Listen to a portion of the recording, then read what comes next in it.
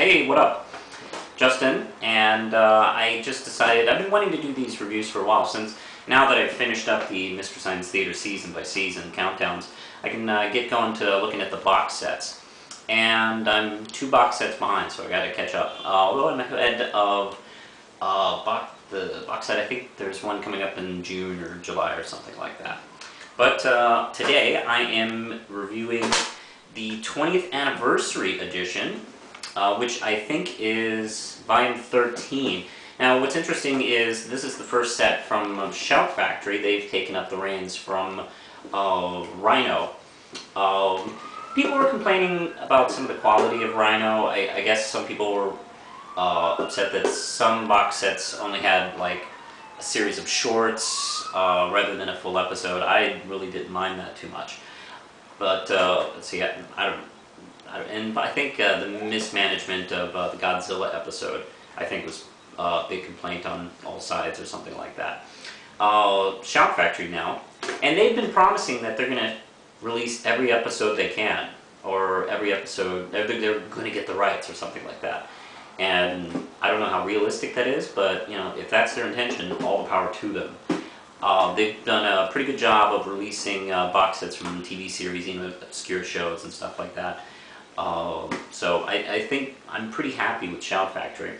Now let's take a look at this thing. Now I went for, this comes in regular and the Big 10. I went for the Big 10 because I am a fucking dork when it comes to Mystery Science Theater. Let's see. This is almost lunchbox-ish. It's a nice big tin. Open it up and you have this cool ass crow figurine or a little bust or something like that, made of plastic. It looks terrific, the details right there, and I love it. I can put him here to be dominated by Servo. Now what's cool is I'm hoping that maybe in a future set they'll be releasing a Servo. And what's cool about Servo's body is you can put the whole Servo on this little thing instead of Crow's always like, you know, cut off at the legs here. The annoying thing is getting this shit out of this box. I've watched a couple other reviews about this, and I'm not the only one who's had trouble with it. Let's see. Also what's cool is this comes with sort of mini posters of the first spaceship on Venus. Future war. Warwolf. And Laser Blast. Terrible name for a laser eye surgery. Scares the hell out of the customers. These are terrific. I love these little art. I'm not sure who's doing the art here, but they've been doing a terrific job. Sort of mimicking old sci-fi posters with Tom and Crow being scared the hell out of, you know, the creatures from the various movies. Now, getting this thing out is kind of a bitch. There we go. I've kind of learned how to do it quickly. This is a nice little box set. And of course the movies themselves I've long talked about. First Spaceship on Venus is kind of an international kind of movie. It's actually not badly made, it's just kind of dull. Laser Blast is the last episode on Comedy Central. Terrific work all the way around. Warwolf, let's face it, it's fucking hilarious. Future War is terrific. I mean really, I've heard a story that while they were shooting it, people were saying, you know, this should be on MST3K. Well, it was like within the year or something like that. I don't remember if I talked about this when I was talking about Werewolf, when I was working at a video store and we had videos of it, like a whole bunch of them, like on the news shelf back in, God, what was it, mid-90s or something like that. And it had that hologram cover. Yeah, if you got a horror movie and it's got a hologram cover, the movie sucks, because they know they can't really excite you with anything about the movie, so they gotta put, I'm a scary werewolf. The wolf on the cover looks better than the wolves in the movie. Now, let me talk a little bit more about the features, actually, because, you know, we're all familiar with these movies. There's a terrific 3-part interview with all the creators, and goes from the history all the way from KTMA to the end, actually even a little bit into the future, discussing what they're going to be doing. I mean, everybody's interviewed, and that's terrific. And then the 2008 San Diego Comic-Con. It doesn't say here, but it's hosted by Patrick Oswalt, who is terrific. He's the geek comedian, and he does a terrific job being the panel host, and everybody you know, has a word in. It's fun listening to people talk.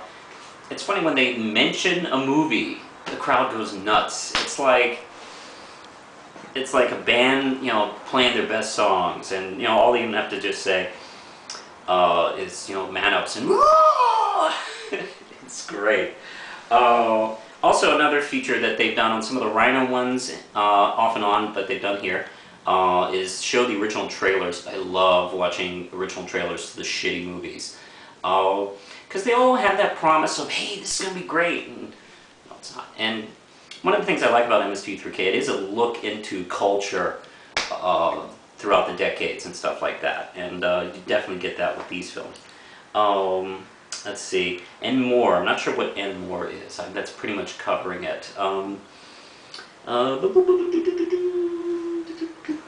Yeah, I love this box set. Now, my only minor complaint is Shout Factory does not believe in chapters.